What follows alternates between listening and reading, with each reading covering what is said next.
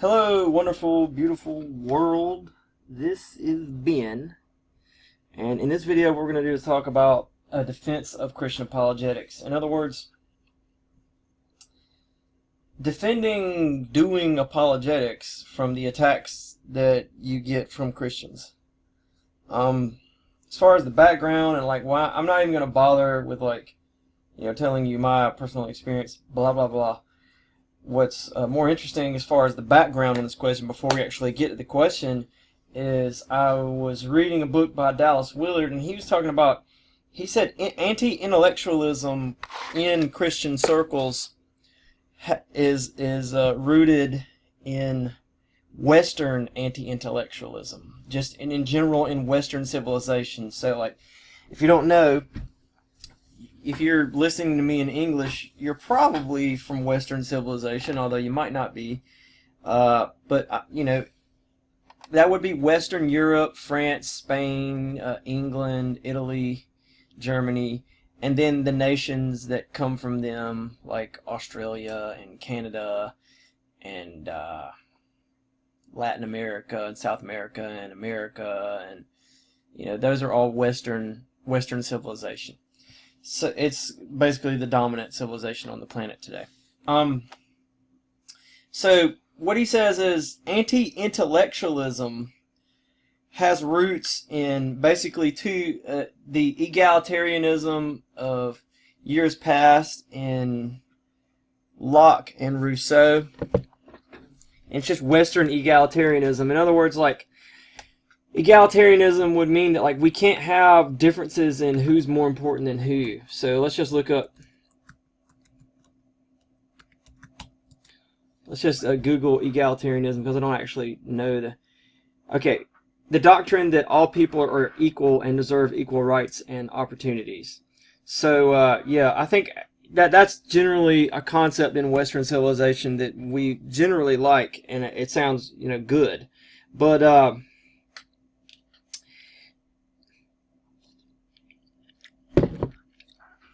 in the past, the idea of anti-intellectualism, in other words, being opposed to intellectuals and the heart and the work of intellectuals. So here's the Wikipedia definition.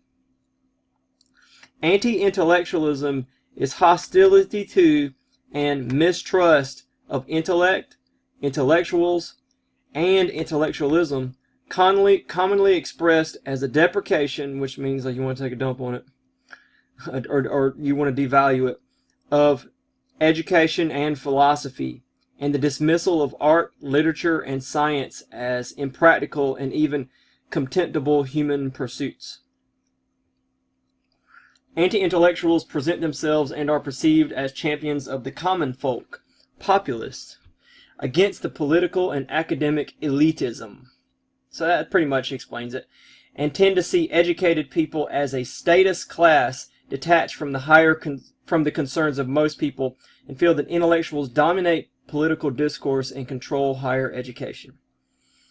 And so, it goes right into it with Wikipedia. Totalitarian governments manipulate and apply anti-intellectualism to repress political dissent. So in other words, anti-intellectualism led to the deaths of millions. You can think about it this way. When communism is taking over, say, in China or in the killing fields of Cambodia. So, for example, in Cambodia, in the communist state of the Democratic Kampuchea, I don't know how to say it, but the Khmer Rouge regime of Pol Pot condemned most of the non-communist intelligentsia to death in the killing fields. In fact, they labeled you as an intellectual if you just wore glasses or had the appearance of an intellectual.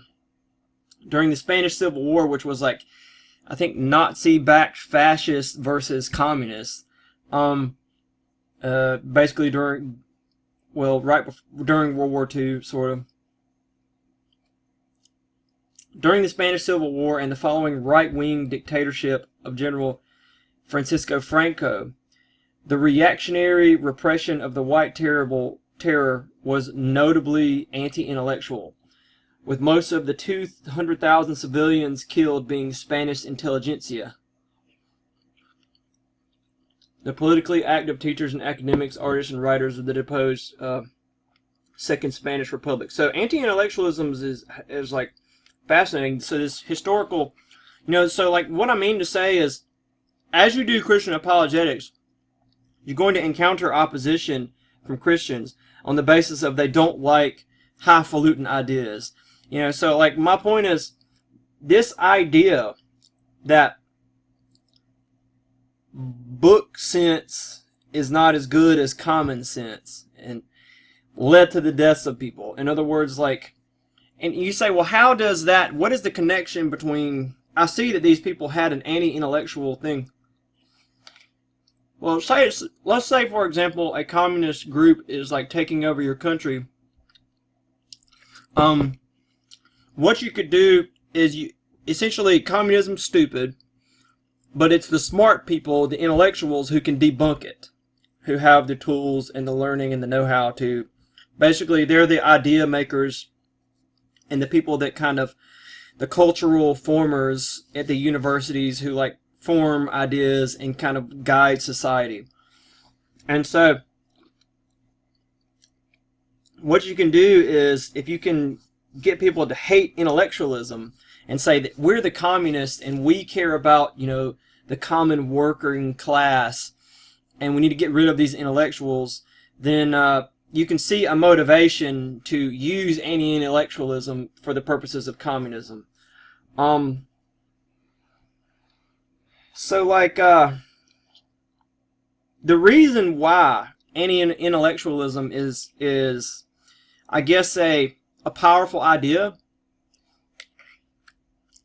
It's sort of it's intoxicating. It's like, yeah, don't trust those smarty pants people, And so as a Christian apologist, you have to deal with that. A lot of times it seems like people actually retreat into the churches as an escape from intellectualism, especially here in America, because the universities are dominated with sort of secular atheist thought. And so people see the churches as an escape for that. So anyway,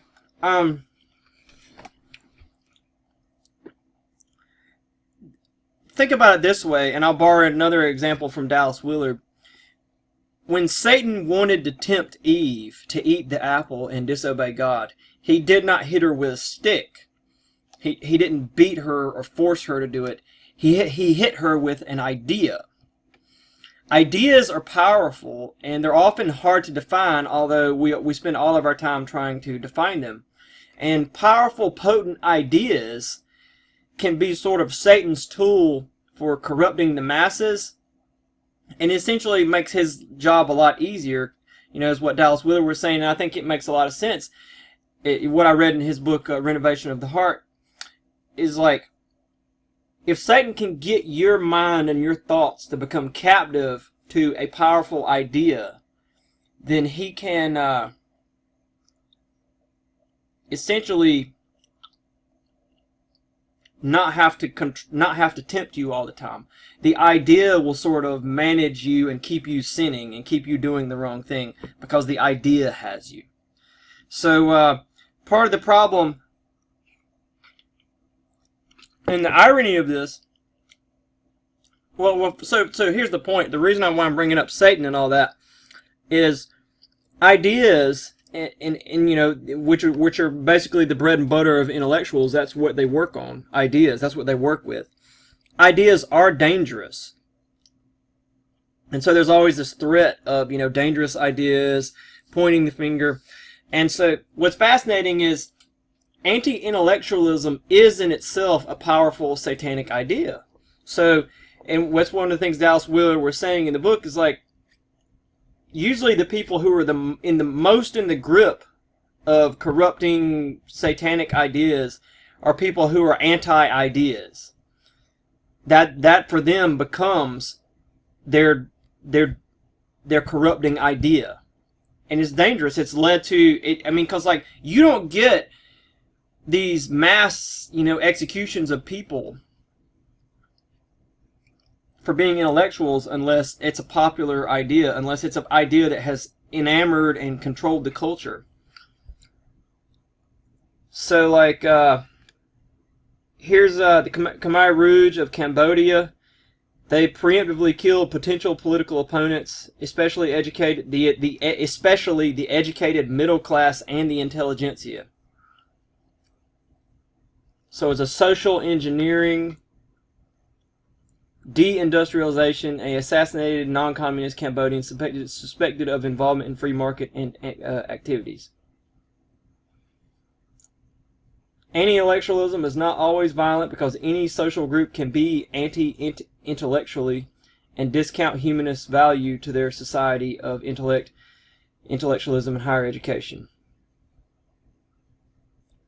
So in Uruguay, the writer Jorge Majfud said this contempt that arises from a power installed in the social institutions and inferiority of the complex of its actors is not a property of underdeveloped countries. In fact, it is always the critical intellectuals, writers, or artists who had the top 10 list of the most stupid of the stupid in the country.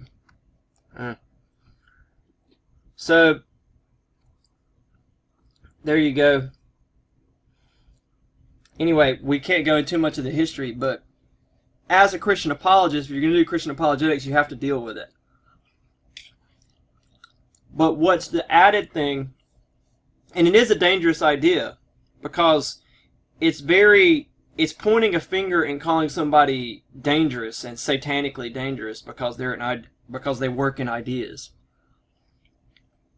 And so, as you know, when you do Christian apologetics, you start giving people these arguments for God's existence and that sort of thing, and people get very uncomfortable with that. So, and sometimes people really have a problem with it. So, you know, egalitarianism and the idea that, like, we can't have intellectuals, you know, working in ideas because it creates like an elite class. Also, another source for anti-intellectualism and just anti-apologetics in the churches is just going to be intellectual laziness. There's no two ways about it. Intellectual laziness does exist. It can't help but exist, and it's always going to exist, and you're always going to have to deal with it. And so people don't want to have to learn this because, you know, their brain hurts, kind of thing.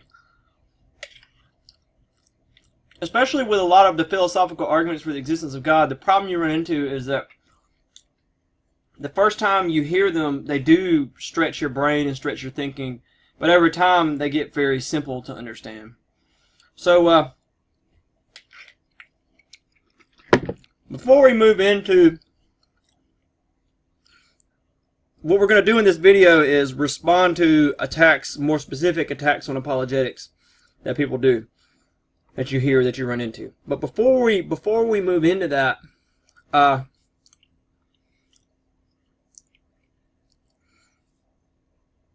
what we're going to one of the issues that Dallas Wheeler brings up is you can't really escape having to deal with ideas, as dangerous as the world of ideas is. You know, and so the irony is that anti-intellectualism is the opposition in trying to just throw the baby out with the bathwater and not have to deal with ideas. The problem is like, you can't escape having to deal with ideas. But, well, because the irony is like that the anti-idea idea is an idea. But like what he says is, images always form ideas, and we're always confronted with images in life. So like, for example, the cross is a powerful image that represents so many things in one simple image. Or what he says is the debate between, you know, the pipe organ and piano and traditional worship in church, and versus the debate, you know, the desire for guitar and drums and that kind of thing. That's really about images and the associated values that come alongside with those images. It's been said by more than one person that when you're marketing to teenagers, especially I'm not talking about in church, but I mean in popular music, image is everything when marketing to teenagers. So images create powerful ideas, and then we become in the grip of these ideas, and you can't really escape having to deal with them. And so you're always going to have to deconstruct bad ideas and set things back right. There is no I just won't have to deal with that situation. So, one of the first things you're going to run into when you try to, do Christian apologetics is essentially people are going to have, well, the thing you always run into is people have all these wonderful reasons why they don't have to think about what you're saying, why they don't have to engage. So, if you want to make this video short and not listen to the rest of it, you can just learn one thing. The short answer to anytime someone has a problem with apologetics, the really short answer is just to ask them, how do they know the Bible is true? How do they know God exists? People are uncomfortable with that question, Christians asking that question to other Christians. But atheists are super comfortable with it. And it's really a good service that atheists provide for Christians, because Christians need to actually, doesn't it matter? In other words,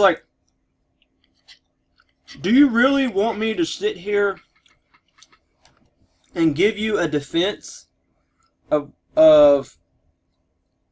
the value of the search for truth?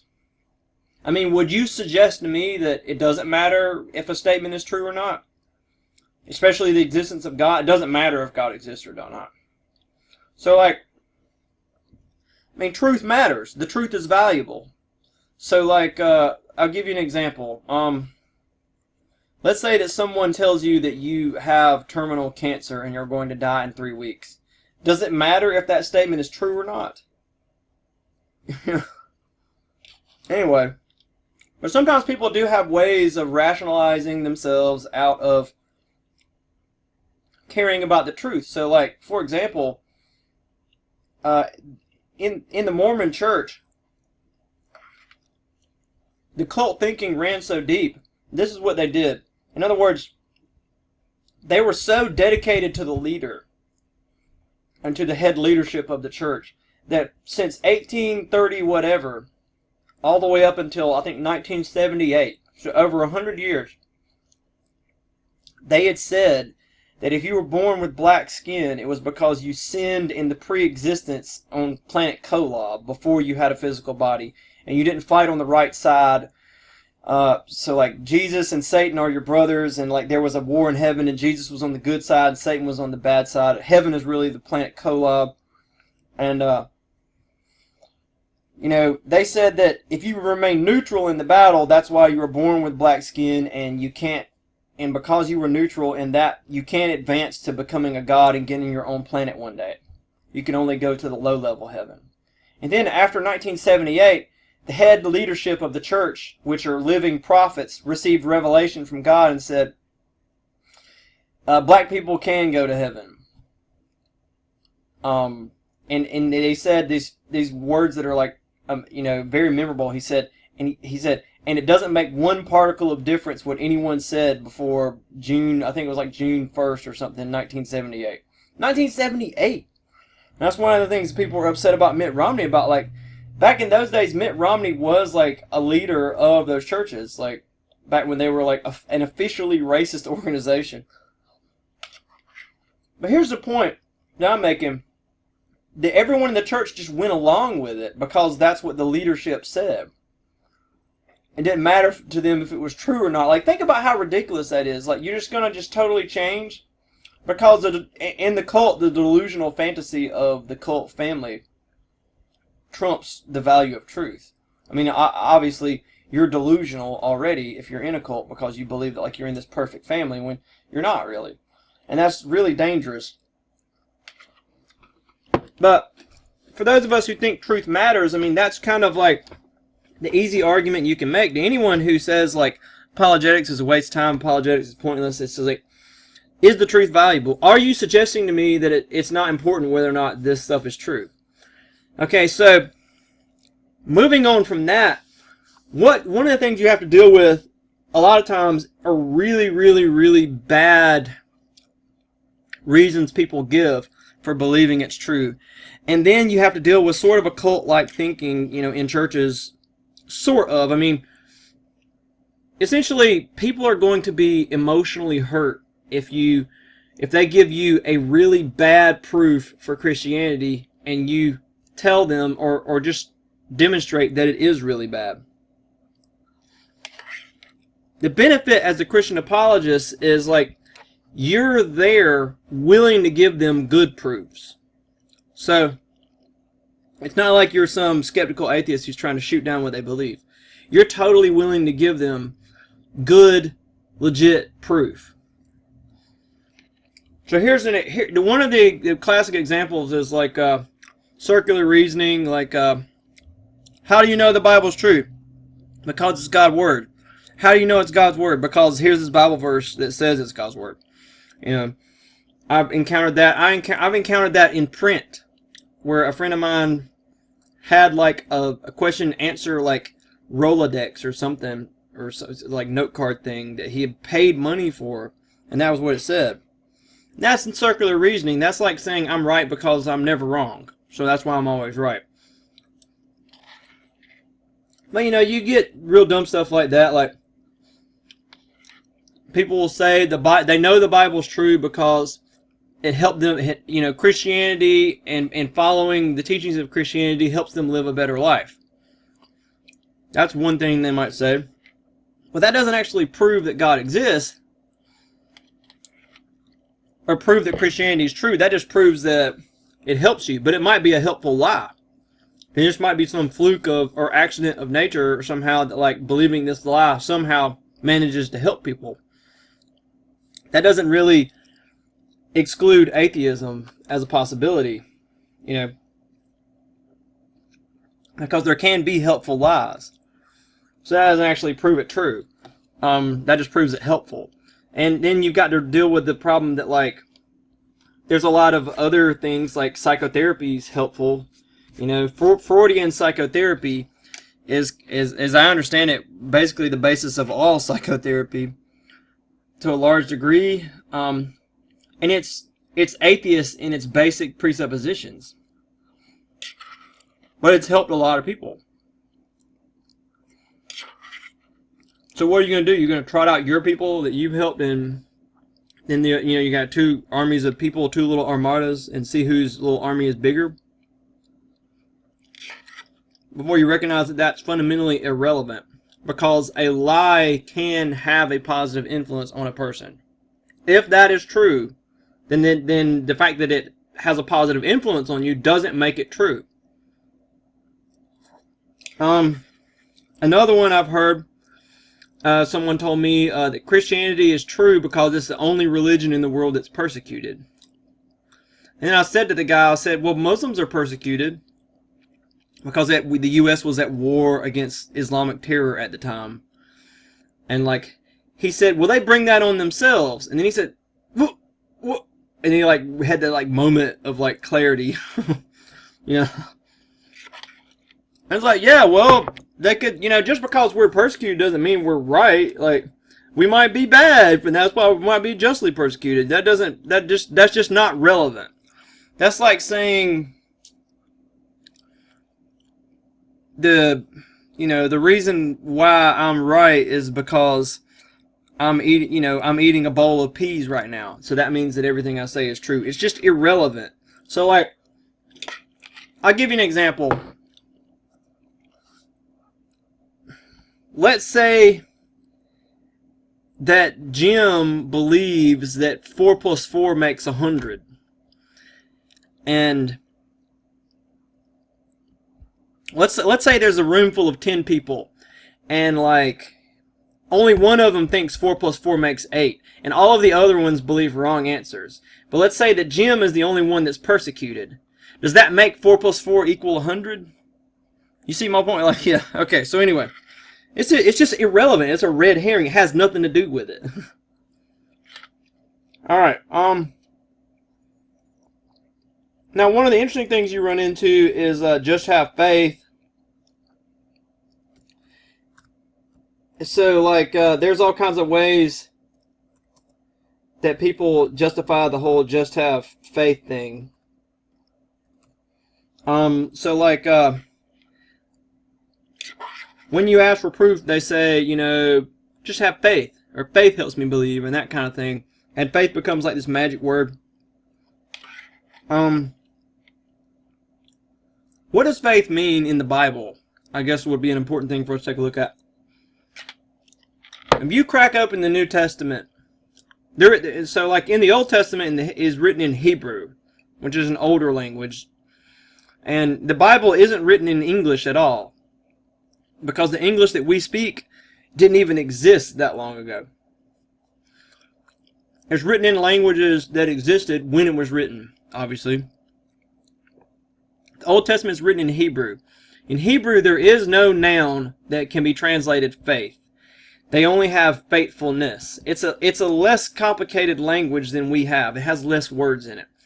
The New Testament is written in Greek, in what's something called Koine Greek, which just means common Greek, which was like the Greek that was spoken across a whole lot of the Eastern Mediterranean, and used for writing and stuff. And had even that type of Greek had even influenced other languages, like changed Egyptian hieroglyphics into Coptic. Egyptian Coptic was like a blend with Greek. So like in Greek, which is the language the New Testament is written in, Matthew, Mark, Luke, and John, Romans, 1st, 2nd Corinthians, Galatians, Ephesians, Hebrews, Revelation, all that's written in Koine Greek. In that language, there are only two words that you could possibly translate as faith. One of them is nomos or numitzo, which would mean, numitzo would be like I have faith.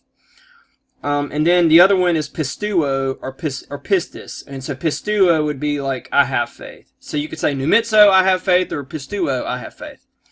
And pistis would actually be faith. Every time you read faith in the New Testament, it's that second one, that pistuo or pistis. So why are those two words? Why does it have two words in Greek? Numitzo means that like I have faith because I've always believed this, because my grandma, my granddaddy, and our culture and our community, this is just the custom of our people. It's rooted in an older word, in a root word which is nomos, which just means custom. So it's just my custom to believe this. I've grown up believing this. That's what numitzo means. I believe this because I grew up believing it. Pistuo means that like I didn't used to believe it, but now I do. That like, so that's the difference. Pistuo can be translated, I have been persuaded to believe this. The root of pistuo is patho, which means I persuade. So patho means I persuade. Pistuo means I have been persuaded. Patho is actually the Greek name for the goddess Patho.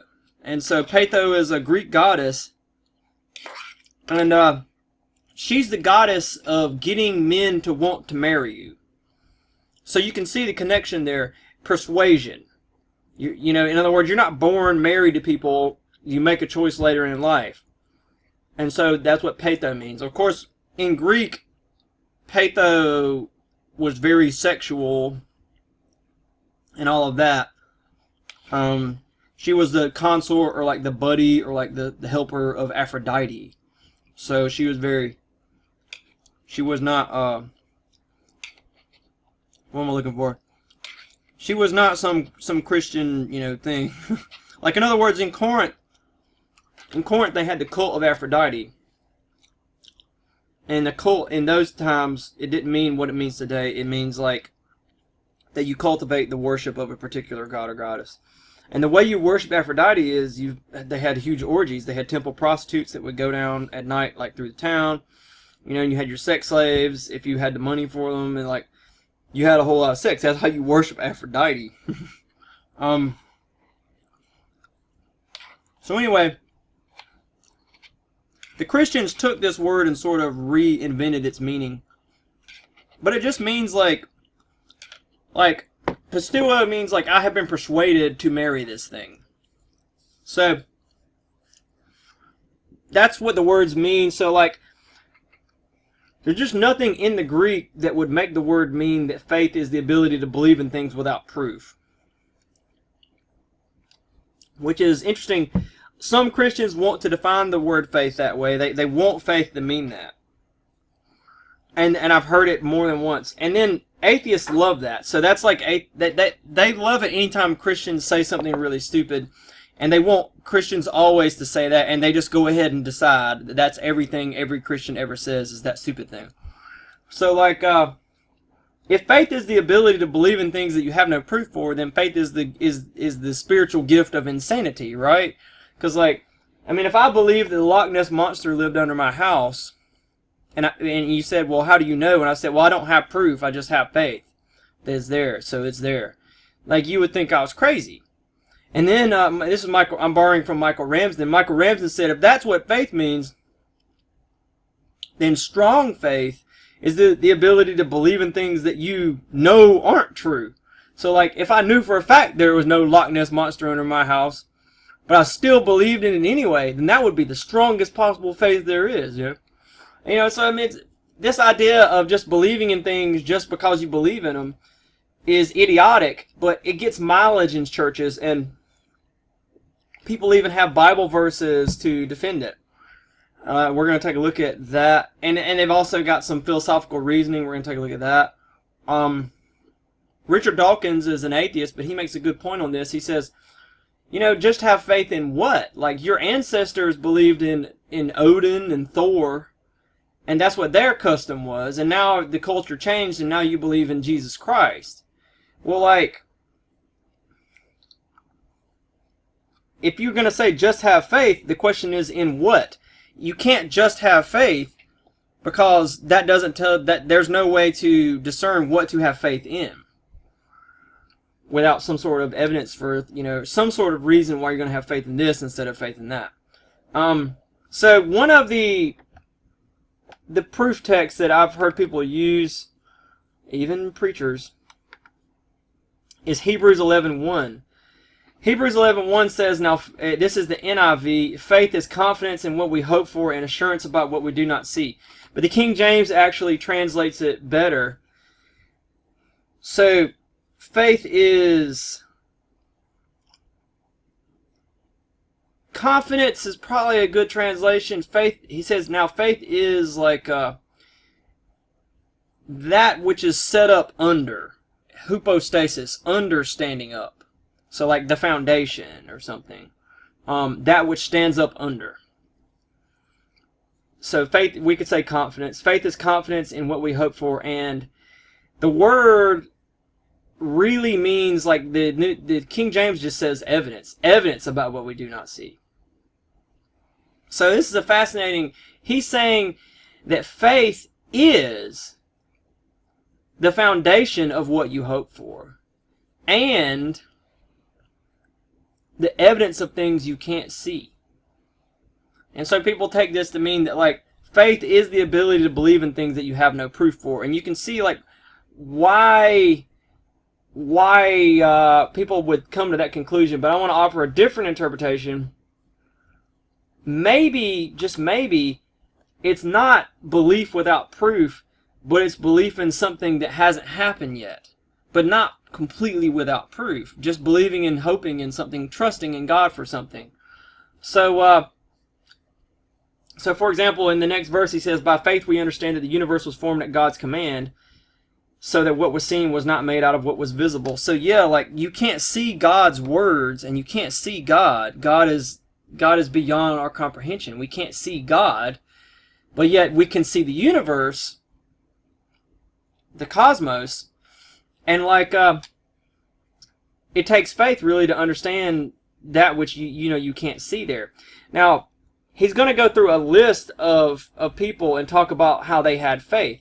And so these are people from the Old Testament. And so in other words, like, we don't have to sit and just hang out on Hebrews 11:1. We can continue reading the book of Hebrews, and he's going to give plenty of illustration to make it clear what's going on, what he means. And so it's clear as you read this that at least the possible, you have to admit, at least the possible interpretation is not that it's faith is belief without proof, but rather it is believing that God will do something that he hasn't done yet. He talks about Noah believing that God's going to flood the world. He talks about, And so here's the example I want to focus on, though. Abraham. And these examples are instructive. All right, so in verse 17, he says, by faith, Abraham, he's talked about Abraham for quite a minute. By faith, Abraham, well, hold on, before we move on to this example of Abraham, I want to point out the Noah example. He says, by faith, Noah, when warned about things not yet seen, in holy fear, built an ark to save his family. By his faith, he condemned the world and became heir of the righteousness that is in keeping with faith. That was not the verse it's before that. By faith, Enoch was taken from this life so that he did not experience death. He could not be found because God had taken him away. For before he was taken, he was commended as one who pleased God. And without faith, it is impossible to please God, because anyone who comes to him must believe that he exists and rewards those who earnestly seek him. So the New Testament, before we move on to the, debunking this misinterpretation of Hebrews 11:1, before we move on to that, the New Testament talks about faith as the undergirding principle by which we live righteous lives. So, in other words, like self-righteousness is sort of the opposite of New Testament righteousness.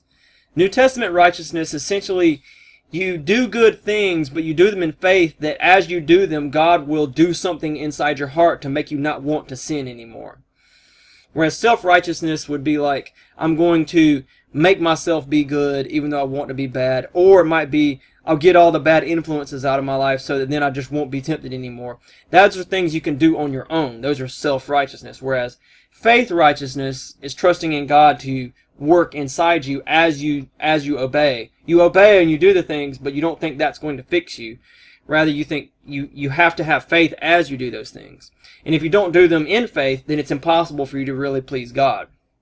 So if you obey God's commandments but don't have faith as you do it, it's impossible for you to please God. It's not going to work.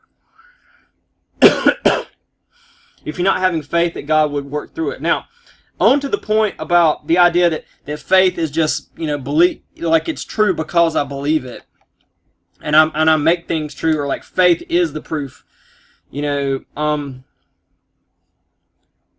says, by faith, Abraham, this is verse 17, when God tested him, offered Isaac as a sacrifice.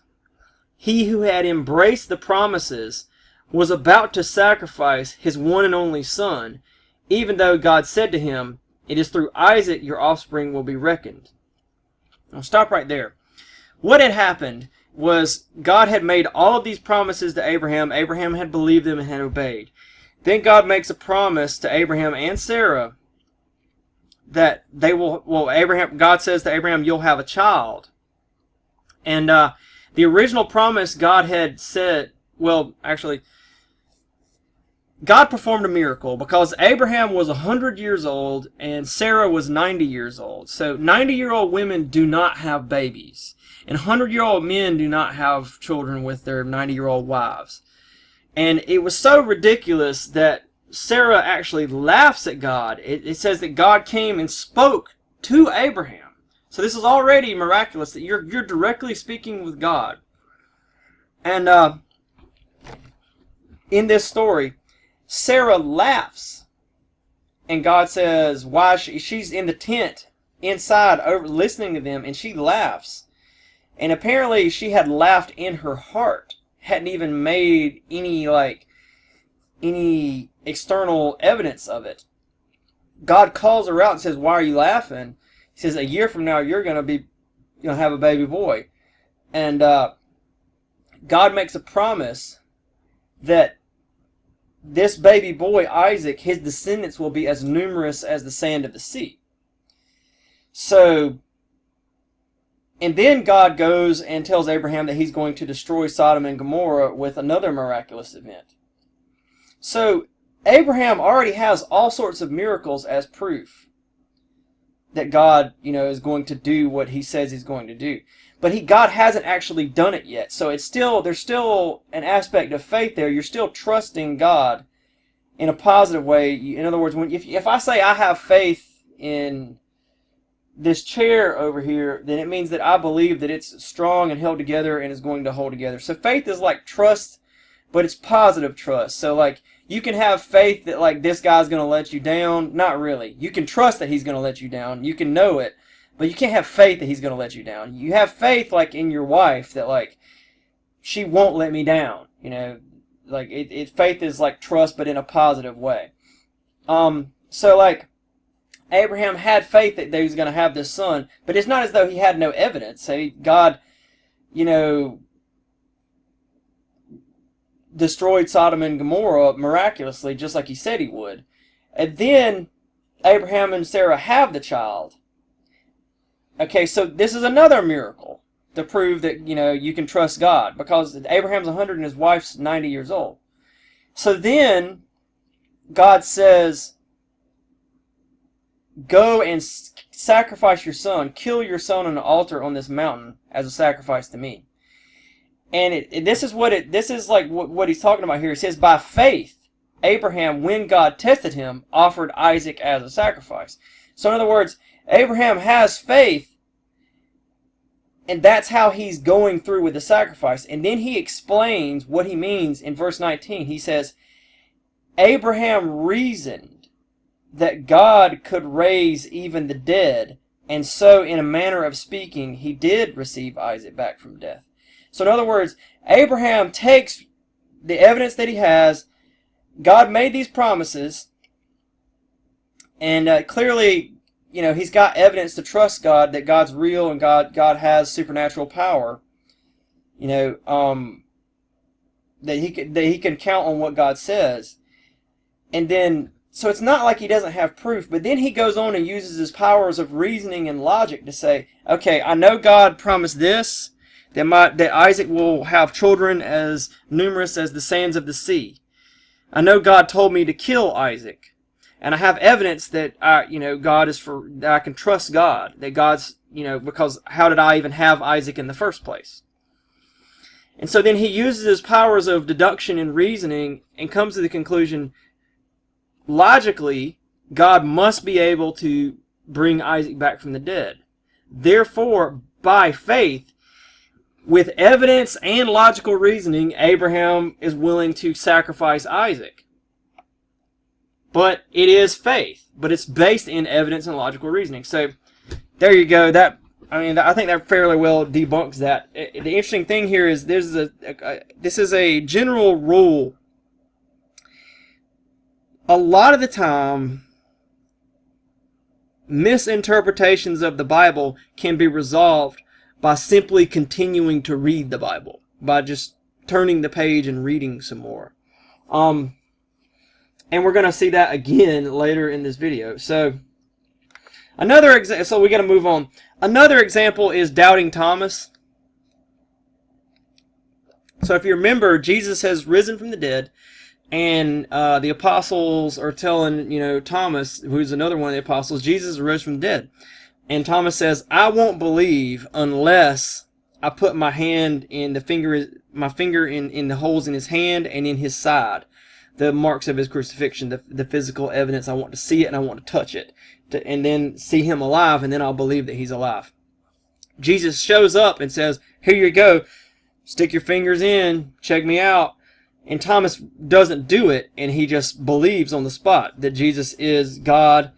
He calls him my Lord and my God. The Lord of me, the God of me, I think is a literal translation. And, which basically, my Lord, my God, right. Greek has this weird way where it can say the and my, which we can't do in English. So you can say the God mine and the Lord mine instead of, but it means like the only God and my only God. The God ours, the Lord ours. You know, so anyway. Jesus says, Thomas, you have seen and believed, but blessed are those who have not seen and believed. And so this is taken to mean that, like, yeah, belief with evidence is good, but it's better if you can believe without evidence. And they take not seeing as not having evidence, because that was the evidence that Thomas called for to actually see and touch. The problem with this reasoning is, again, misunderstanding of just basically ignoring everything else that had gone on up to that point. If you just ignore everything else that had gone on up to that point, then that might make perfect sense. But if we don't ignore everything that had gone on up to that point, then we would see that Thomas should have already known that Jesus was going to rise from the dead. So Jesus had proven that he was a prophet by what we would call miracles, but by what they would call signs. In the Bible, in the New Testament, and in the Old Testament, miracles are not used as evidence that God exists, but they are used as evidence that someone is a prophet that God has sent and is speaking words that God sent them with. So like in the Old Testament, it's set up under the Jewish law.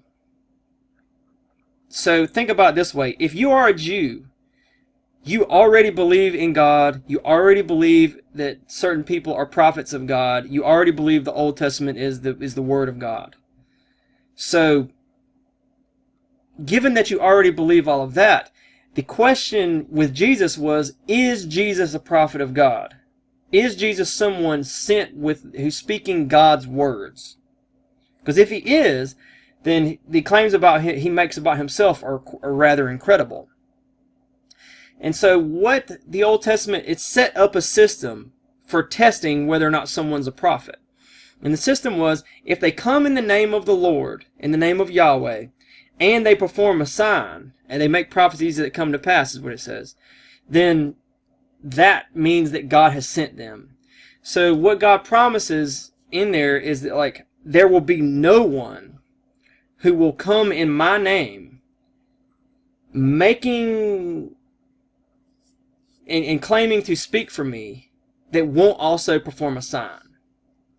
And if in fact he did, if in fact I did send him. So in other words, according to the Old Testament, what God said, it will be impossible for someone to perform a miracle and claim that I sent him unless I really did send him.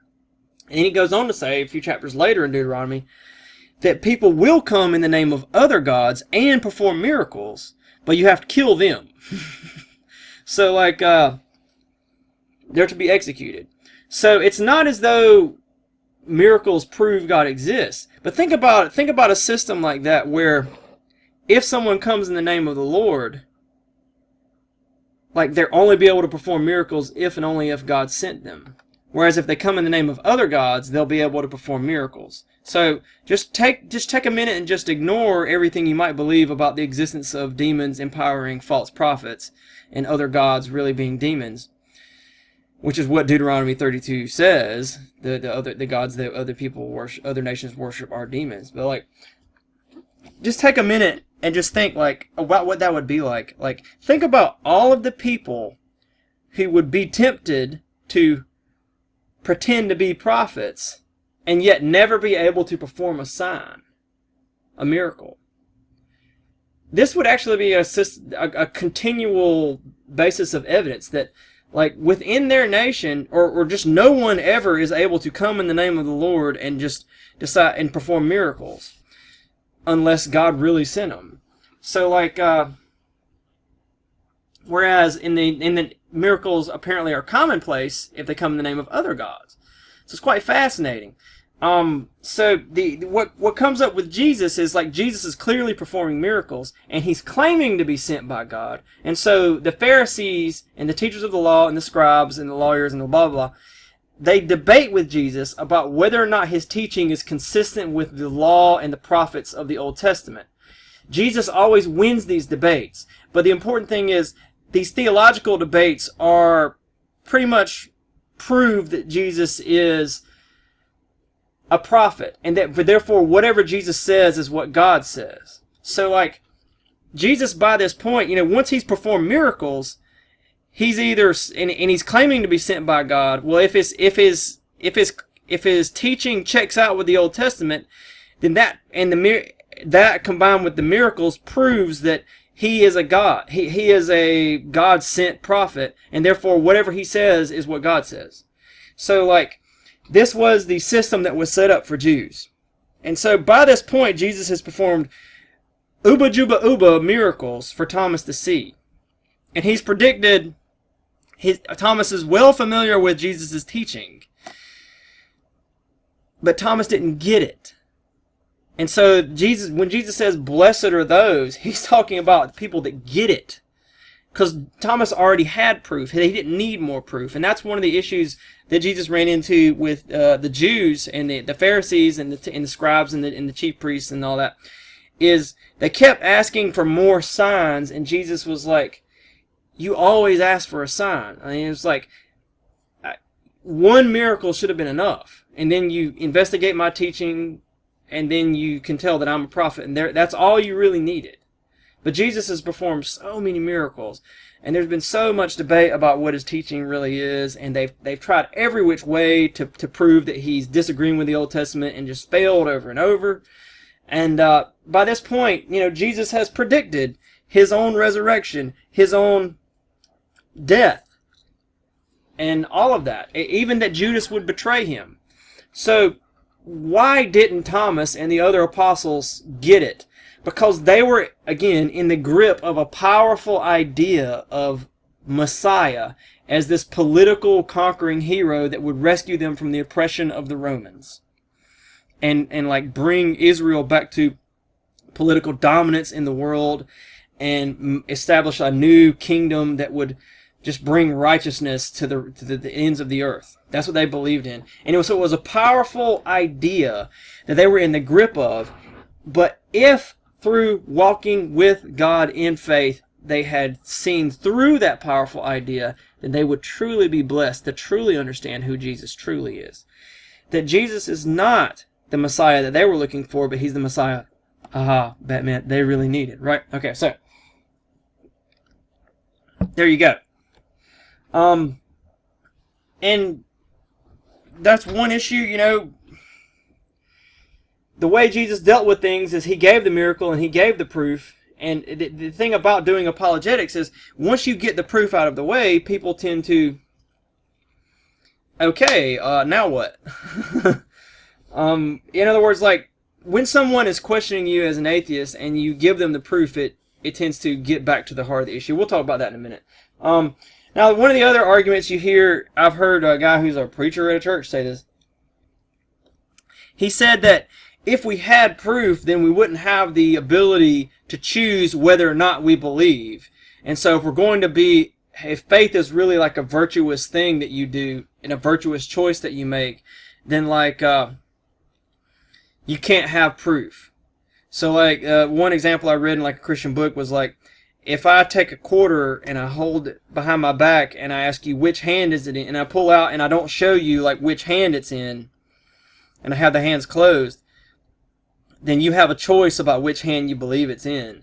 But then he said, if I hold my hands open and you see that it's in this hand and not in that hand, then like he said, then you have proof, then you have evidence, and there's no like choice anymore, and you don't have a choice. So like it's basically what they're saying is proof deletes free choice or free will to choose what you believe. That's actually, I mean, that's obviously, like, we've all seen magicians and stuff. So, like, in other words, like, if I came to you and I held my hands open in front of you and you saw the quarter in one hand and I said, which hand is the quarter in? You wouldn't think, well, it's in the, like, I say it was in my right hand. You wouldn't think it's in Ben's right hand. You would think that there's something more fishy going on. There's some trick. And things aren't the way they appear. That's what you would think. Like, so, I mean, the bottom line is, like, this is just silly. This is the silly cop-out. People have the free will to believe whatever they want to believe, no matter how stupid it is. I mean, there are crazy, like, if this was true, then there would be no crazy people, because there's never a good reason to be crazy. So, like, in other words, think about it this way. You always know that you don't know something, and yet people believe things that they don't know to be true all the time, and so therefore they contradict their knowledge. So, like, if you believe that, like, you're really Napoleon Bonaparte, you have knowledge that you don't know that's true, and yet you decided that knowledge, you just don't believe it, and you're just going to believe that you're Napoleon Bonaparte, So, like, the bottom line is, like, people do that all the time, Have you ever believed a lie? Yes, you yourself have believed lies. Did you know the lie was true? It's logically impossible for you to know a lie is true.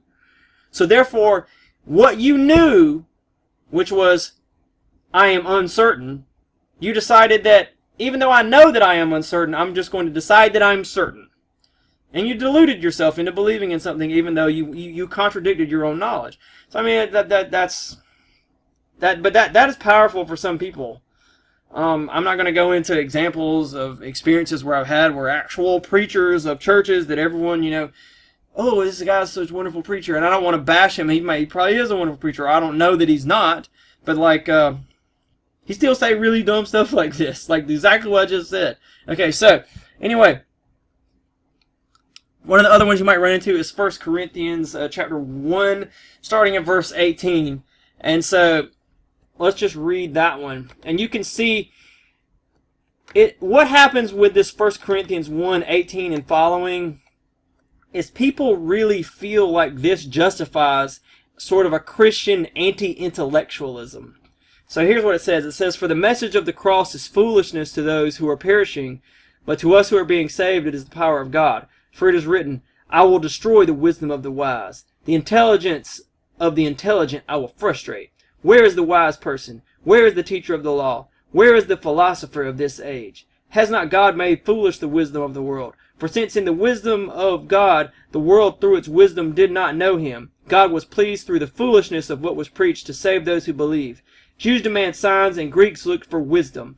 But we preach Christ crucified, a stumbling block to Jews and foolishness to Gentiles. But to those whom God has called, both Jews and Greeks, Christ is the power of God and the wisdom of God. For the foolishness of God is wiser than human wisdom, and the weakness of God is stronger than human strength." So, you could probably understand what I'm saying there. That, like, yeah, I could see how people would sort of use this as a justification for a Christian anti-intellectualism. So, like, the foolish ideas of the intellectuals and wisdom and all that and philosophy, God has made all that look foolish with his foolishness, with his simple idea of Christ and him crucified. And it's propped up as an alternative to thinking about ideas. Jesus Christ. So the interesting thing here is, this is just, all I gotta do is keep reading. So, brothers and sisters, think of what you were when you were called. Not many of you were wise by human standards. Not many of you were influential. Not many of noble birth. But God chose the foolish things of the world to shame the wise. God chose the weak things of the world to shame the strong. God chose the lowly things of this world and the despised things and the things that are not to nullify things that are, so that no one may boast before him. It is because of him that you are in Christ Jesus, who has become for us wisdom from God, that is, our righteousness, holiness, and redemption. Therefore, as it is written, let the one who boasts, boast in the Lord. Now, I want you to, before we move on to chapter 2, which is what people don't seem to have the ability to do, just think about this question. Is this passage an anti-intellectualism passage, or is it just opposed to flawed human reasoning, as opposed to, and it contrasts that with, when it talks about wisdom, does it mean flawed human wisdom, or does it mean just all wisdom? So let's keep reading chapter 2. "And so it was with me, brothers and sisters, when I came to you. I did not come with eloquence or human wisdom, as I proclaimed to you the testimony about God. For I resolved to know nothing while I was with you except Jesus Christ and him crucified. I came to you in weakness, with great fear and trembling. My message and my preaching were not with wise and persuasive words, but with a demonstration of the Spirit's power, so that your faith may not rest on human wisdom, but on God's power.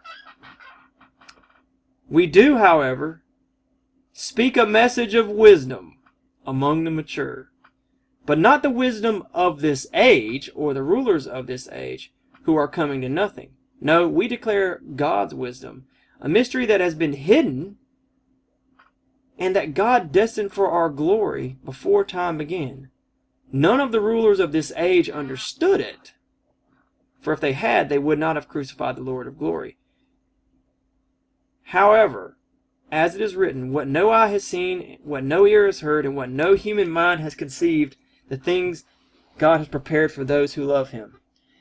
These are the things God has revealed to us by his Holy Spirit. So, I mean, you can keep going. The Spirit searches all things, even the deep things of God. For who knows a person's thoughts except their own spirit within them? In the same way, no one knows the thoughts of God except the Spirit of God. What we have received is not the spirit of the world, but the Spirit who is from God, so that we may understand what God has freely given us.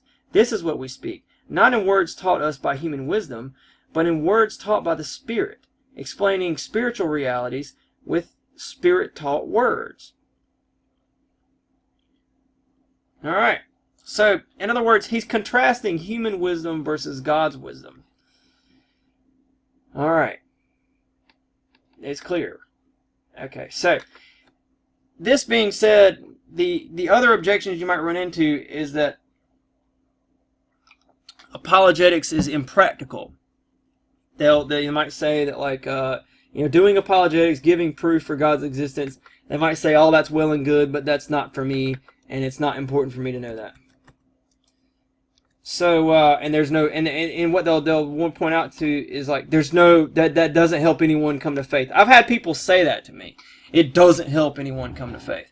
So if you do Christian apologetics, what you'll find is that it just does help people come to faith. Like, it does. And so, this is sort of a mantra that people have told me time and time again. Ministers have told me, that doesn't help anyone come to faith. And it's like, well, I bet you never saw that, because the bottom line is very few people take the time to learn apologetics and do it. And then you never encountered anyone who did apologetics. I can just tell you, I've seen examples. I know people who've come to faith through Christian apologetics. It has happened. It's not like Columbo's wife or the Loch Ness Monster. It's a real thing. Famous examples abound, like C.S. Lewis is someone who, everything he went through in his life, he was an avowed atheist. And even, he said, in World War I, no matter how bad it got in those trenches, he never sunk so low as to start praying. What converted him? He was very clear that, it wasn't just this, but it was very important. And this is what they always say. It's very important. He became a professor at university, and there were some Christian professors there who reasoned with him about Christianity. Famously, the guy who wrote Lord of the Rings is one of those guys. I think it was like him and one other guy who were co-professors. And so, like, they with C.S. Lewis, and in fact, the Ents, the like walking tree guys in the Lord of the Rings, those are supposed to be making fun of C.S. Lewis, because Tolkien said that Lewis would come walking down the hall all slow and lumbering, and so he made up these characters to make fun of C.S. Lewis, because they were friends and they influenced one another, and C.S. Lewis came to Christ. So anyway, people do come to faith through it. So that let's just William Lane Craig is a Christian apologist, and he could just give you story after story after story of people who've written in and thanked him for his work in apologetics and how it helped them come to faith. Now, you could say that, like, it doesn't, it's a lot of work with a little bit of, it's just impractical. You could get more people saved with just, preaching the, like Paul's talking about, the gospel kind of thing. Here's the issue. There is a certain group of people that apologetics is effective with, just in common human experience. And it typically is those atheist people, or like the people who, call themselves atheists, I guess would be a better way of putting it. And if you're called, if you feel like God has called you to reach those people, then why does everyone have a problem with that? Why do people want to stop you from... That's just a certain people group that apologetics is effective at reaching, and why do you want to point out that like it's just a waste of time? It's like telling somebody that it's a waste of time for them to go to, Okinawa and share Jesus with the people there, because you say you're gonna probably see 5 people saved in a whole year, and like I could here like have like infinity people saved. Like, I'll do that every 5 minutes. And William Lane Craig points out that like a lot of the time these people who think apologetics is a big waste of time probably are living under a delusion that they're the way they do evangelism by a simple, straightforward preaching of the gospel, that's just super effective. But is it? Jesus says in Luke that most people in general are not going to make it to heaven. Remember the wide road and the narrow road? In Luke, he's talking about that. So, like, I think in Matthew it's not necessarily saying that, but in Luke it's really clear. I think it's like Luke 6, I think. So, like, here's the point. No method of preaching is, like, super effective in terms of turnout, if what Jesus says is true. So, like, why bash someone for doing apologetics? Especially since apologetics can often be really effective. So think of it because the people who are converted through apologetics tend to be really sold out for Jesus. So like C.S. Lewis put it like this, and this is coming from someone who was an atheist and who apologetics played a major role, as he says, in coming to find Jesus Christ. And the influence of this one man for Christ is hard to measure. Like, they literally put him on the radio in World War II to just give inspirational speeches to the people to help people, and like to help people be encouraged to keep fighting the Nazis. Like just think of the influence of this one person. And he said that, this is what he said: the young atheist cannot be too careful about what he reads, because the only way he can stay an atheist is by remaining ignorant. So, what practical use where does apologetics fit in with evangelism? Well, what Romans, so we're going to piggyback off Romans 1 to make a lot of points here. Romans 1, starting in verse 18, 19, 20, and 21. So if you're familiar with my videos, you know that I talk about this a lot. But it's very helpful, just like Jesus' teaching on divorce is very helpful for a lot of things. This is just one of those passages that really just has a lot in there. So, like, what it says is, I'm just going to give you the quickie version. Who God is, what God is really like, and the fact that we're sinners is proven true by observing the things God has created. And the things God has created would have to be everything that exists, other than God. So you could observe anything that God created. So, and what it says is that the proof is obvious. I have one friend who's at a seminary, and he said that the word really means like everyone has like a bird's eye view on the proof for God, and can see that there's really a God. They have like a bird's eye view. So, and even in Paul's day, the Greeks and the Romans, through logical arguments, had come to believe that there's one supreme God. Although their theology was wildly different, they had different concepts of what that God was like. But like,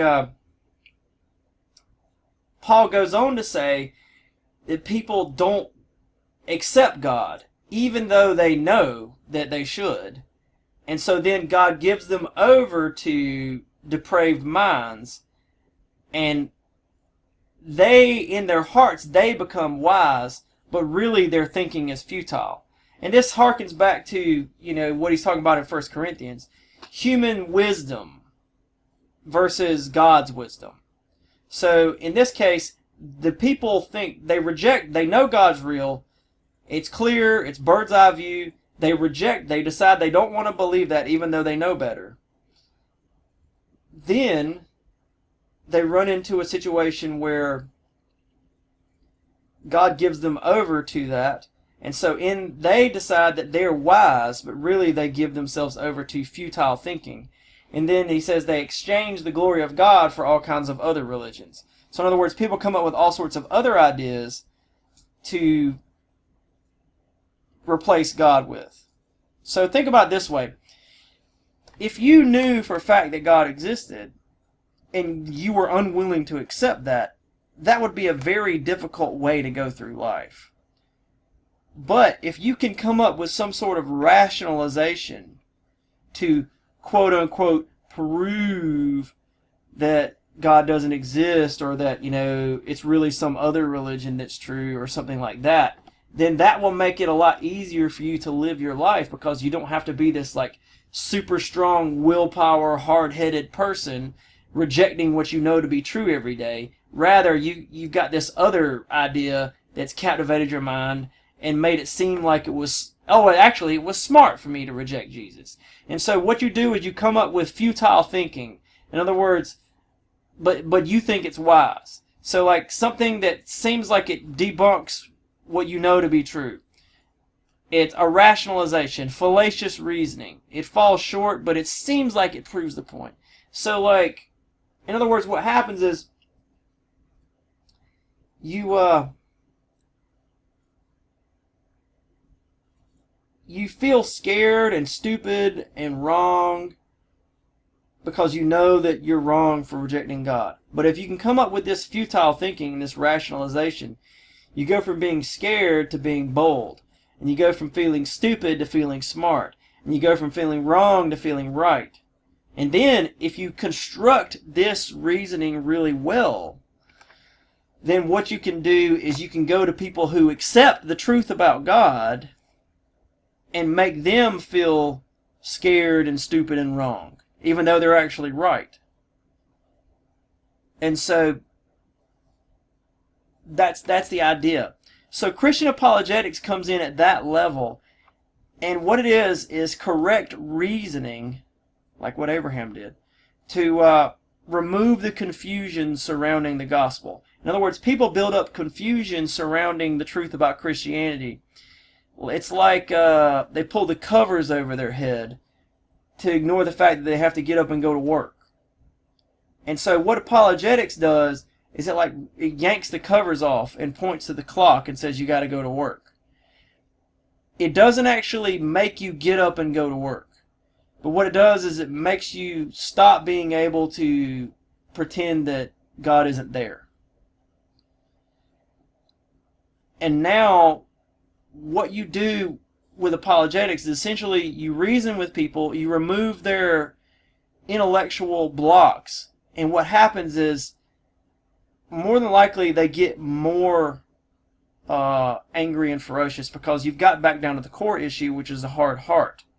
And at that point, Christian counseling moves in, and you take your apologetics hat off, because that's all apologetics is. It's been successful at that point. So, and this is what the apostles certainly did. Whenever they came to a new synagogue or a place like that, they always it says Paul reasoned with them from the scriptures, explaining and proving that Jesus was the Messiah. And it says some of them were persuaded. So like, so in the example of Paul, they would go to Jews that live far away from Israel and use the Old Testament as a way of proving that Jesus Christ is really the Christ. And then some of them were people persuaded. So like, they would lay the proof out there, and once you've laid the proof out there, then the question becomes, okay, are you going to be a poo-poo head or not? But you get to that point much more quickly if you just go ahead and just give the proof. So in other words, people throw up doubt and skepticism as a justification for not being willing to accept Jesus. And they did that with Jesus too, and they did that with the apostles. So the apostles would reason from the scriptures. In some cases they would perform miracles. Jesus would, for the most part, perform miracles. And so once Jesus performs that miracle, then it's like, okay, now what are you going to do? I proved it, so now what are you going to do? So in other words, like as Christian apologetics, if you get well versed enough in it, then like you can just give people the proof, and then it's like, okay, now what are you going to do? So like what it does is it reveals I guess, like the hard heart situation.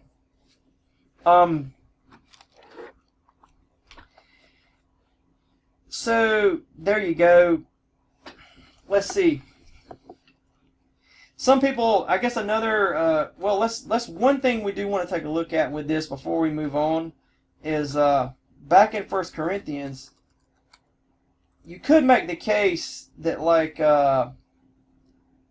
Paul, just preaches the gospel with people he's trying to convert in evangelism, but when it comes to with actual Christians, that's when he starts, that's when he moves to wisdom.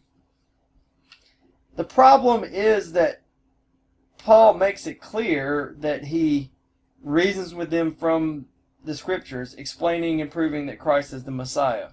So, like, a better interpretation of this passage is human wisdom versus God's wisdom. So there you go.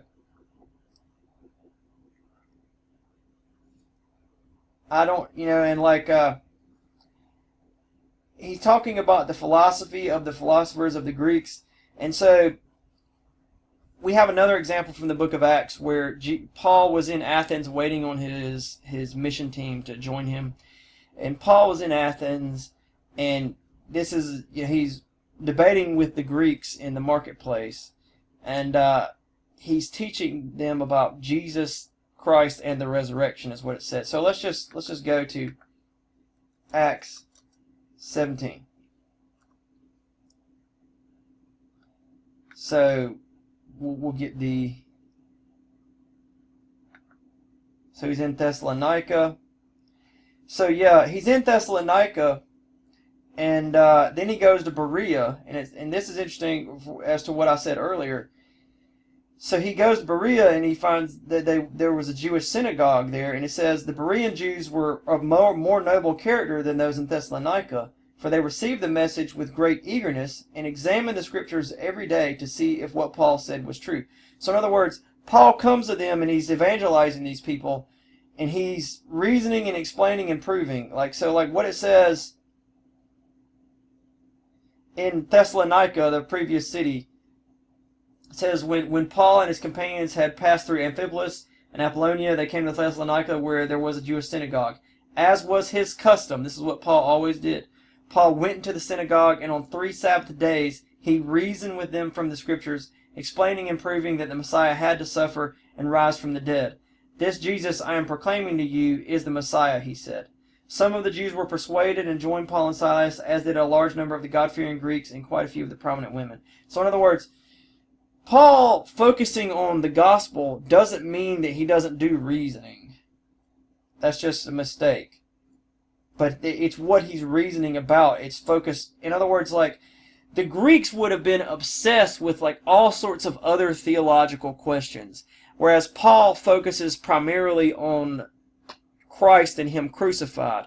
So in other words, like, the Greeks had come to believe that like there was one God, and they had come to believe this through logical arguments, but their theology was all over the place. So for example, the two schools that Paul's going to deal with in Athens in just a minute, and before we talk about it, just point out that the Bereans were commended because they double checked for all the proof that Paul was giving. But anyway, the Stoics believed that there was one supreme God, and that this one supreme God had created like a sub-God who basically looked out for us constantly every day, and therefore you should never get upset, and you should be stoic about all situations, and because God's always with you. But eventually this one God would die just like you would, because he's not the one God, he's like a sub-God created with you. And that was like their theology. Whereas the Epicureans believed that the one God, the one supreme God, was like so far above us that he couldn't possibly be concerned with the goings and comings of our life. And so the Greeks had all sorts of rational philosophical arguments to prove their different theologies. And so when Paul comes to Corinth, which is where he comes after Athens, actually, right after Athens, when Paul comes to Corinth, he says in the book of Corinthians, 1 Corinthians, that he didn't come to them with like human wisdom and philosophies. He focused on Christ and Him crucified. In other words, there were a lot of side questions for them to deal with about theology. But he doesn't deal with that. He focuses just on Christ and Him crucified. But it doesn't mean that like he's anti-intellectualism or he's anti-wisdom. But rather he speaks of it as what it's foolishness to you, but it's actually God's wisdom.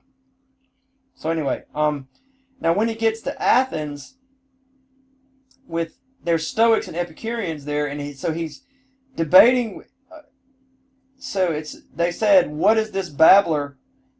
As a group of Epicurean and Stoic philosophers began to debate with him, some of them asked, "What is this babbler trying to say?" Others remarked, "He seems to be advocating foreign gods." They said this because Paul was preaching the good news about Jesus and the resurrection. So he'd been speaking to them about Jesus and the resurrection for quite some time, and there was some confusion. So then he comes in and he actually does do some theological reasoning with them. It's not to prove that there's one God, but it's to reason about the theology. So he does it in this particular situation. And then some people in Athens believe, which is always the case. Some believe, some don't. And then he goes to Corinth, if I remember right. Yep, so next chapter, Paul goes to Corinth. And he meets Priscilla and Aquila. So, there you go. Hopefully that resolves that. I would say from my personal experience, you don't necessarily have to give people proof and evidence every time you share the gospel. But if they've got some sort of rationalization, then you need to remove that. So the question is, well, how to, there's a lot of people who come to faith without proof. And so someone might say to me, Ben, like, what about the average person who, comes to faith in Jesus Christ and never learns apologetics and may go their whole life believing in Jesus and never learning apologetics? Is their faith in Jesus Christ unjustified or unwarranted? I would say that they didn't really come without apologetics. Because remember what Paul said. Paul said in Romans 1 that everyone is aware that God exists, and it's obvious. And so that's a fascinating thing. Like, that would mean that, like, everybody knows it. So, like, here's the question that we have to ask. Does that even make sense? Like, so Paul's saying that it's super obvious that God exists and what He's like, and the proof is super obvious. So how do you have all of these Christians out there that believe in God and are willing to accept the truth about Jesus and God, yet if you ask them for proof, why can't they give you any, given that it's super obvious? Well, let me propose something to you. Maybe the problem is that it's super obvious. Maybe it's super, super, super duper obvious. In other words, like, if absolutely everything in creation makes it so amazingly obvious that God exists and that we're sinners in the hands of an angry God, then, like, we may not be able to put to words what it is that is so obvious. In other words, like, there is a distinction between knowing something to be true and knowing what you're talking about and being able to talk about it. Because in life, all of the time, we have situations like that where, you know that, like, what it was like, what you felt like today, or, like, how you feel right now, or what an experience on a given day was like. But explaining that experience can be very difficult. Well, if absolutely everything in creation proves that God exists, what He's really like, as Paul says in Romans 1, the invisible qualities, God's divine nature, God, his quality of being God, has been clearly seen in what has been made. In everything you've ever seen, every day, all of your life, all the time. even in yourself, because you, deep down in your heart and soul, even that was created by God, then that would be overwhelming. And so it would make sense that you would have a lot of people who would just believe, but wouldn't necessarily know how to explain why they believe. But they would just somehow know that it's true, but not be able to spell it out. And so it's the job of the apologist and the Christian to, like, spell that stuff out.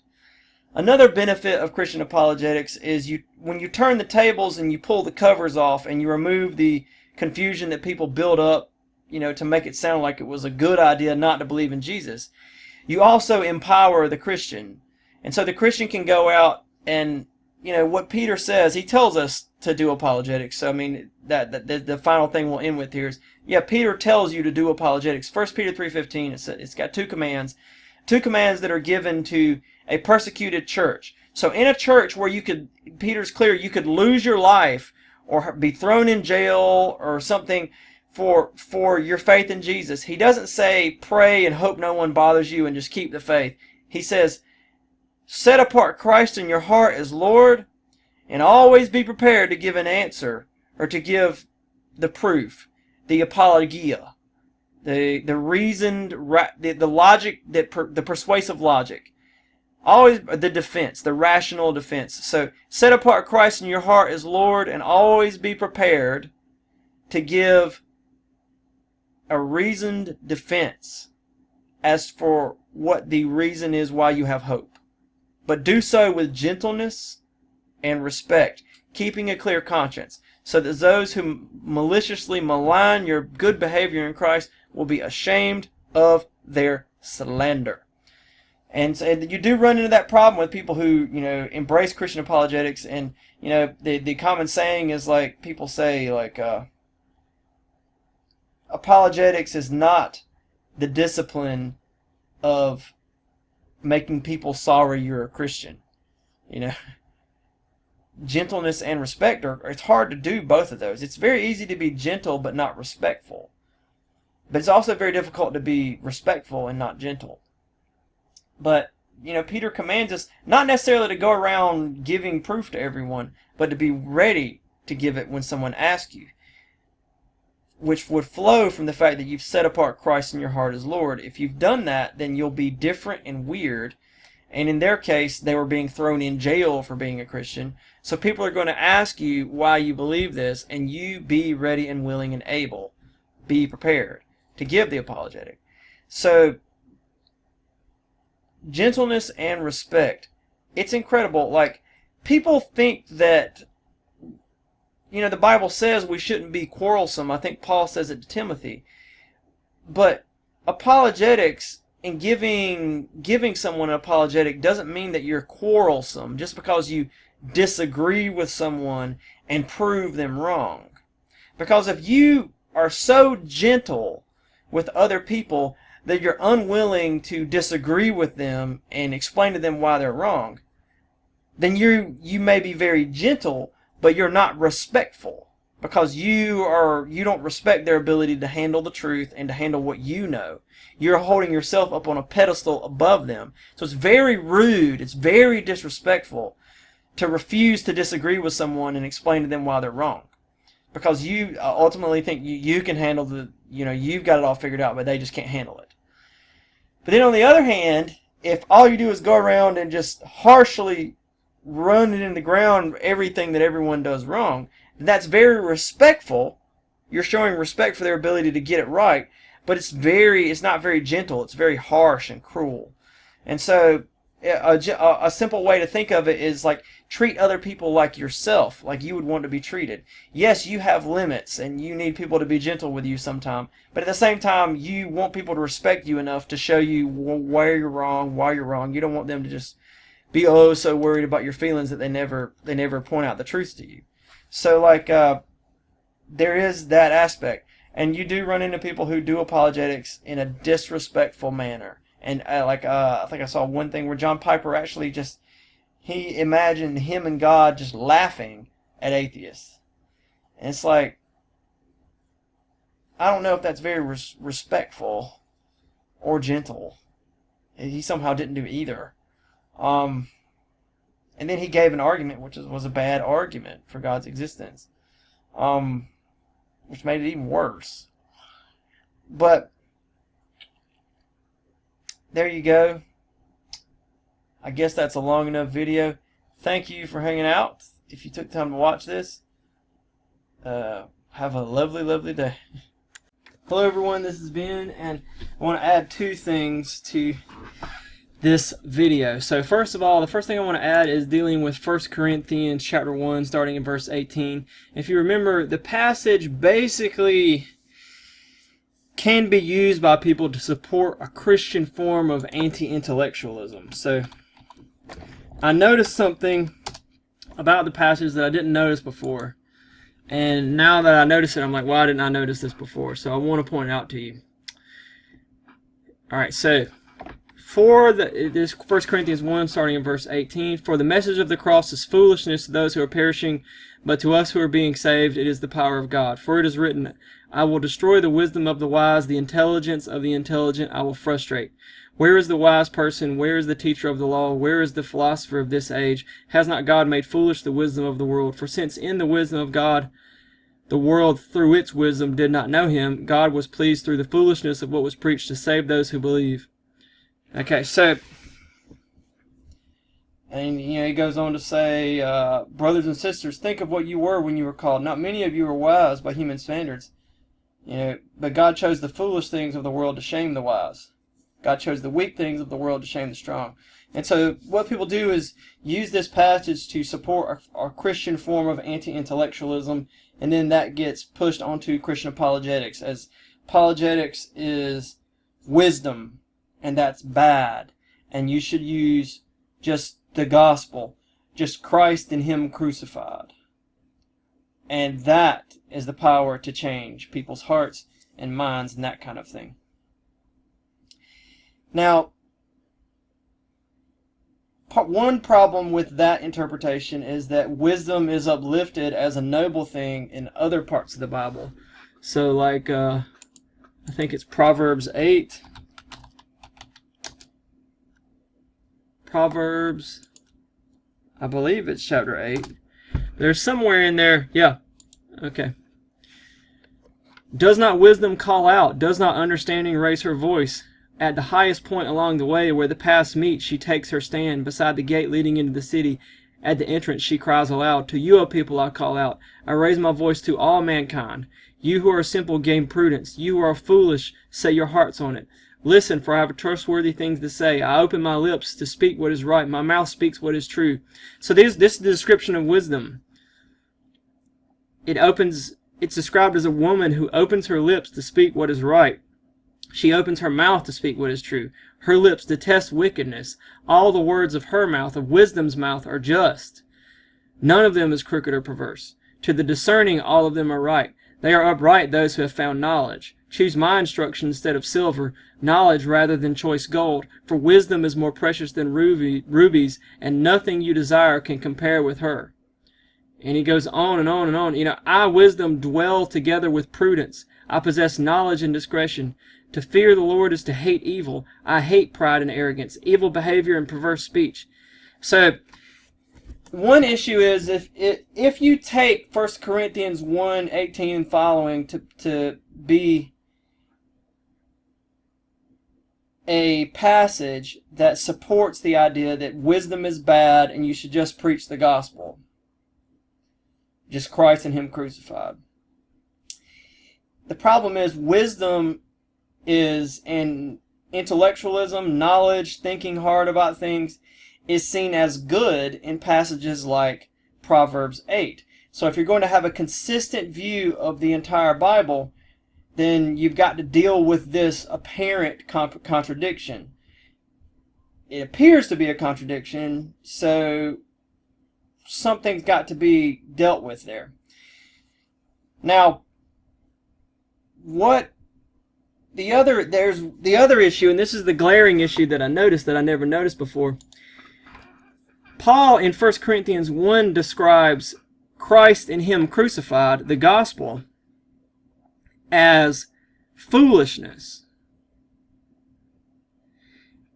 I ask you, is the gospel really foolishness? Is it really stupid? Is it really dumb? Is it really wrong?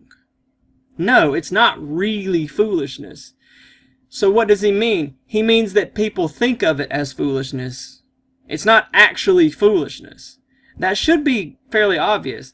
So if it's not foolishness, then the wisdom that he's talking about as an alternative, as the in other words, he says, don't use wisdom, use the foolishness of the gospel. The foolishness of the gospel is not actually foolishness. So the wisdom that he's saying you shouldn't use isn't actually wisdom. It's just rather people perceive the gospel as foolishness, and they perceive, their other ideas as wise. But the gospel's not actually foolish, and this wisdom that he's, of the philosopher and the scholars and the intelligent isn't really wise. Okay, so that should make a very clear point. All right, now, one thing to add, I have heard it said, and this is one other argument I've heard, this is when you're digging really hard to promote anti-intellectualism. I was told that apologetics is a waste of time because the gospel has in other words, as Christians, we're supposed to walk by the Spirit. And that means that we follow these spiritual disciplines in faith that God, through them, is going to overcome the evil of the human heart. And what I was told is that is so important that we just don't have time for apologetics. Now, this is a misunderstanding for a couple of reasons. First of all, apologetics doesn't really take up that much time. So, are you going to tell me that, you're never going to go to the bathroom or, watch a football game or do anything because that's taking up time from walking with the Spirit? Is that really, in other words, all sorts of absurdities would have to be true if what you say is true. If we don't have time for apologetics because we're too busy walking by the Spirit, then, we don't have time for all sorts of things that I'm sure, you wouldn't be willing to give up. So what it sounds like is you just don't like apologetics, but you're not going to give up, watching football or whatever it is you like to do, cooking, maybe you like building stuff out of wood, all of that. You're not going to give that up, and it's not because for any other reason other than you just like that stuff, and you're just jumping head over your heels to give up apologetics before you ever learn it. Okay, now, that's one problem. The other problem, apart from the fact that Peter tells us to do apologetics, is but it's inherent in that is apologetics is a spiritual discipline. It is walking by the Spirit. You will grow closer to God through learning arguments for God's existence, because you can't do apologetics without growing closer to God. In other words, it is a spiritual discipline. Peter lists out 7 spiritual disciplines that we're supposed to do in 1 Peter that will draw us closer to God. And we're supposed to be ever increasing in all of them, and knowledge is one of those. So when you give a proof for God's existence, you also are thinking deeply about what God is really like, because what is it that you are in fact proving? You have to have details about what kind of being you're proving to exist. It can't just be anybody. It's got to be God. Well, what is God like? And so you can't help but do theology and think about God and understand God as you give proof for God's existence. And the same thing is true when you do evidence for the resurrection, for the historicity of the Old Testament.